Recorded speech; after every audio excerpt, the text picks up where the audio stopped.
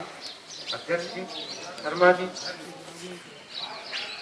Principal साहब और हमारे प्रेरणा के स्रोत, हमारे प्रेरणा के कुंड, जिससे कि हम जिस वट वृक्ष की छाया में हम सभी नौजवान साथी मार्गदर्शन प्राप्त करते हैं, वो पुरुषोत्तम के आर्य उनका पूरा प्रणाम करते हैं।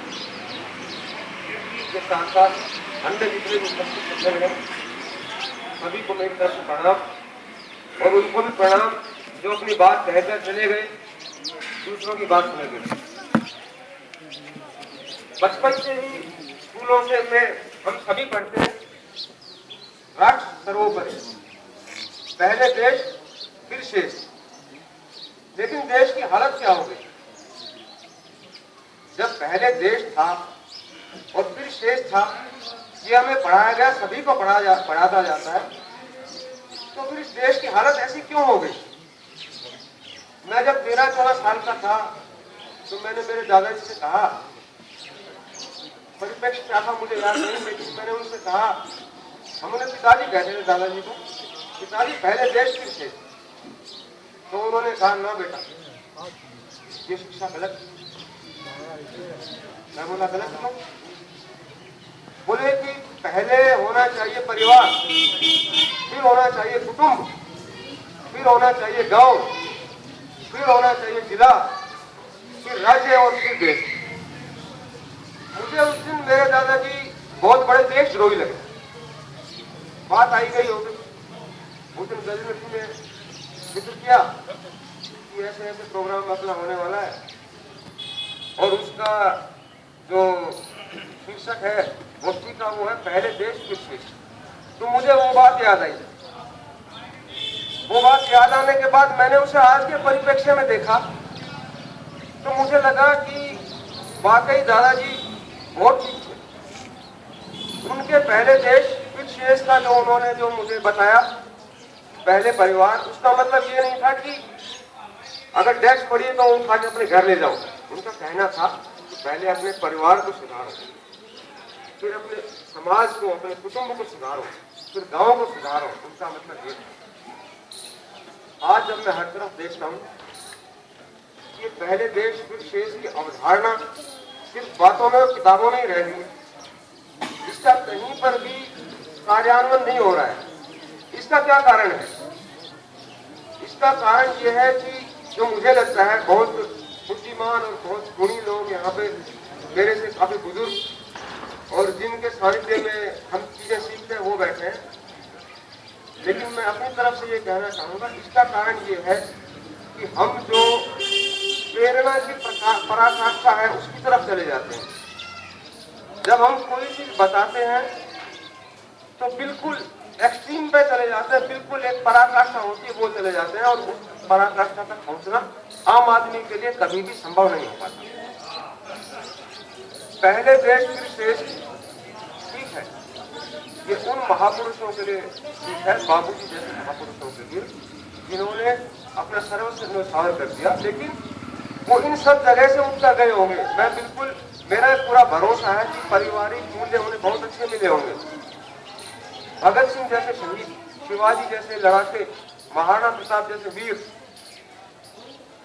ये वीर हमें दिखाई देते हैं, लेकिन उन्हें बनाने के पीछे जो संस्कार थे वो हमें दिखाई नहीं देते।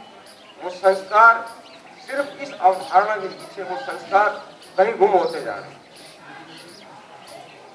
अभी कुछ देर पहले सरदार जी बता रहे थे कि गुड़गांव से एक आए सज्जन आके वो इन्होंने चुनाव का बोला, भाई ने वोट दो। ऐसे सज्जन हर चुनाव में आ रहे हैं, हर चुनाव में आ रहे हैं।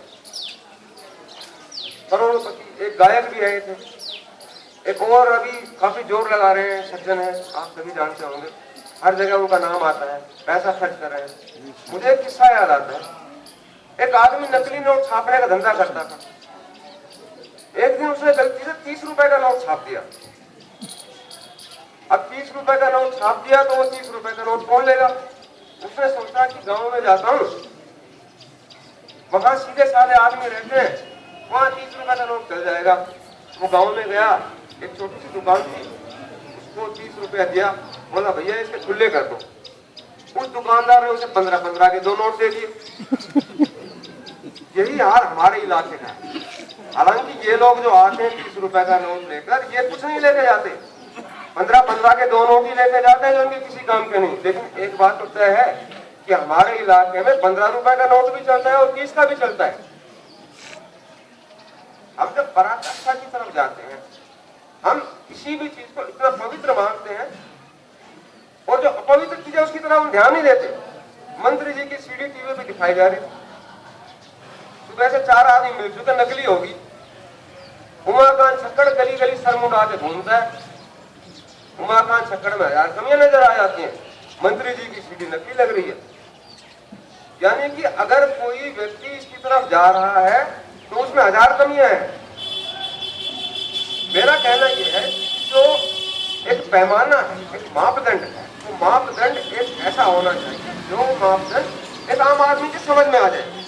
हमारे बुजुर्गों ने देखो कितने अच्छी तरह से काम किया। उसने हमें वेद दिए, उन्होंने हमें आध्यात्म दिया, उन्होंने हमें शास्त्र दिए, कितनी चीजें दी।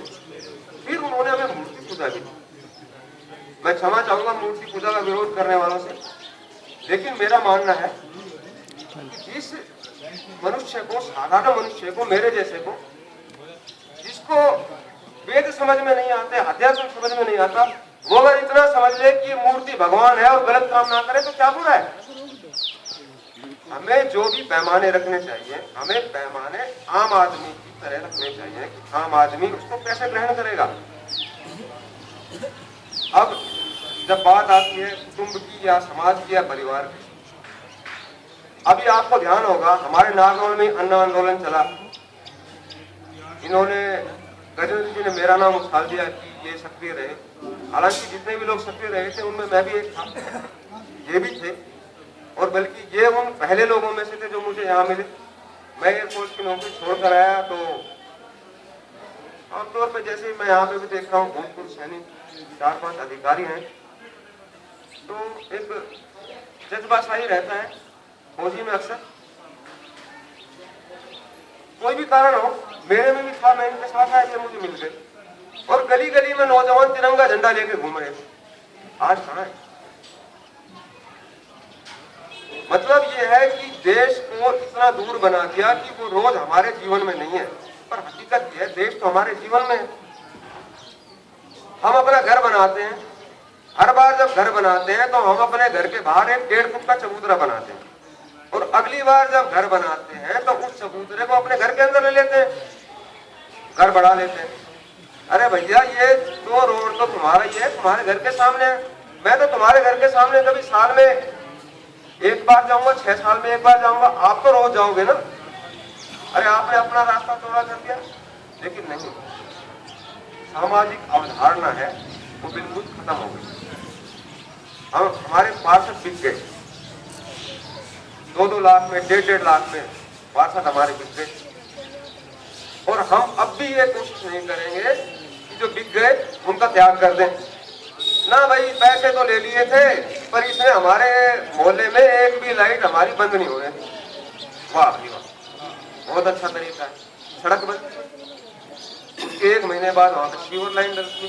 कागजों में काम नहीं होता, जैसे कुछ देर पहले कुछ वक्ता कह रहे हैं, काम कागजों में नहीं होता। काम तो होता है, लेकिन काम ऐसे होता है कि वो सब स्टैंडर्ड का मटेरियल यूज कर देते हैं। उसके बाद सड़क बनने के बाद फिर उसमें सीवर लाइन डलती है, फिर सड़क बनती है, फिर उसमें टेलीफोन लाइन बनती है, सब सर। अरे ये क्या है? क्या ये देशभक्ति नहीं है? क्या देशभक्ति यही है कि सीमा पे जाओ और गोलियां खाओ? तो मेरी आप सभी से प्रार्थना है, हो सकता है कि मेरे विचार आप लोगों से कुछ भिन्न हो, पर मैं फिर भी यही कहूंगा कि जो सच में जो राष्ट्रभक्ति है, जैसे ही अभी बुजुर्ग कह रहे थे कि हम जो कर रहे हैं वही राष्ट्रभक्ति है। हम जो कर रहे हैं अपना काम ईमानदारी से करें, वो तो राष्ट्रभक्ति है ही। और उसके बाद हम अपने कुटुंब के बारे में सोचें, हम अपने समाज के बारे में सोचें, मोहल्ले के बारे में सोचें, नगर के बारे में सोचें। और सोचने का मतलब ये नहीं कि महेंद्रगढ़ वाले बंदर नारोल में छोड़ गए, ये खबर आई अखबार में, नहीं, हम उत्थान करें इनका। ये शायद मेरे दादाजी के विचार रहे होंगे जो मैं आज समझ पाता हूँ। स्वामी विवेकानंद ने कहा था कि कोई भी इंसान छोटी छोटी चीजों से बड़ा बनता है। कई बार ऐसा होता है, उन्होंने कहा कभी कभी ऐसा होता है कि कोई जो दुष्ट व्यक्ति होता है वो भी कोई बहुत बड़ा काम कर देता है, करोड़ों रुपए दान में दे देता है, लेकिन असल में मनुष्य क्या है, वो अपनी छोटी छोटी आदतों से बड़ा बनता है।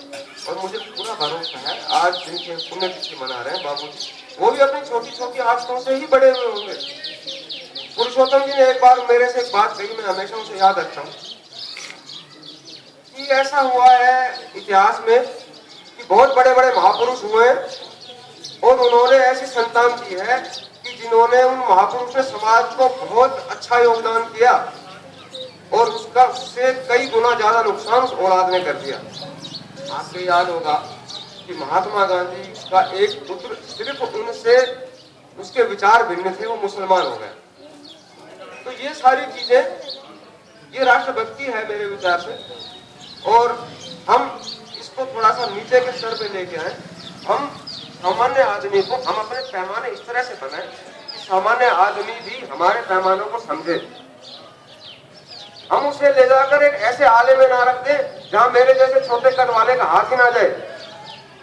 हमें ये राष्ट्रभक्ति, ये राष्ट्र धर्म सर्वोपरि, हमें उस आम आदमी तक भी लेके आना पड़ेगा जो कि इन बड़ी बड़ी बातों को नहीं समझता। आपका समय दिया।